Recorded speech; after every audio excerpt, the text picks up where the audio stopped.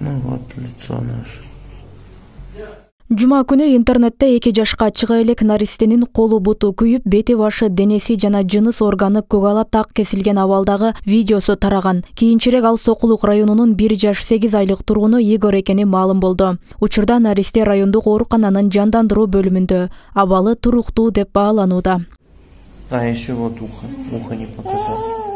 Наристени мындай абалга ата-энеси жалданып иштеген мал чарбанын ээси жеткирген. Кылмышка шектүү катары 34 жаштагы жаран кармалып, кыйноо беренеси менен кылмыш иши козголду. Райондук сотто баш коргоо чарасы каралып, 2 айга камакта калтырылды. Номер 1 тергөө абагына киргизилди.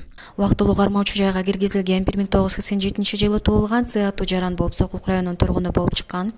Азыркы учурда керектелүүчү экспертизалар дайындалып, санкция болуп 2 айга мөөнөткө кармалган.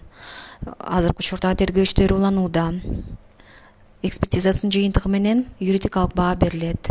Баланын атасы өзү да кожоюнунан зомбулук көрөрүн, пневматикалык винтовка менен бир нече жолу бутка аткандыгын айтууда. Үй бүлө жумуш берүүчүгө карыз болуп калгандыктан дээрлик кулчулукка кабылган.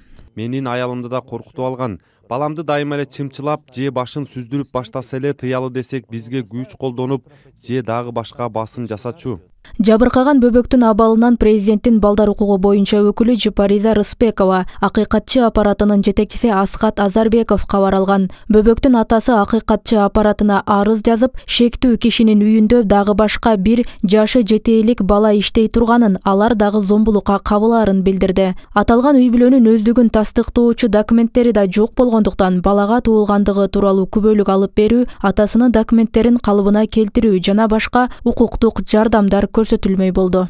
Биз бул жерде мыйзам түрүндө жоопкерчиликтер коюлсун деп талап коебуз. Бала төрөлгөнүнө күнөөлүү эмес. Ар кандай жашы жетелек балдар, ар кандай өзүнүн жашоо абалында алар толук түрдө биологиялык ата-энелердин камкордугуна ээ болуш керек. Биздин коомубузга жат көрүнүш, биринчиден коомчулуктагы көңүл буруш керек болчу. Ошо жанында жашап аткан кошуналар, дос жарлары эмне үчүн мынчалык деңгээлде баланын коопсуз жашоосу болуп атат деген көз караштар коомчулуктун да кайдыгерлиги болуп калып атат да бул учурда.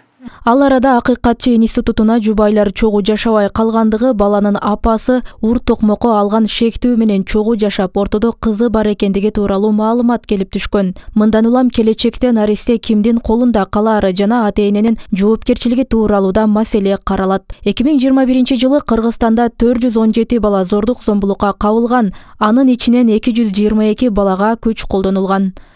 Роза Акматжан кызы, Мирзат Нуманов, 7 канал.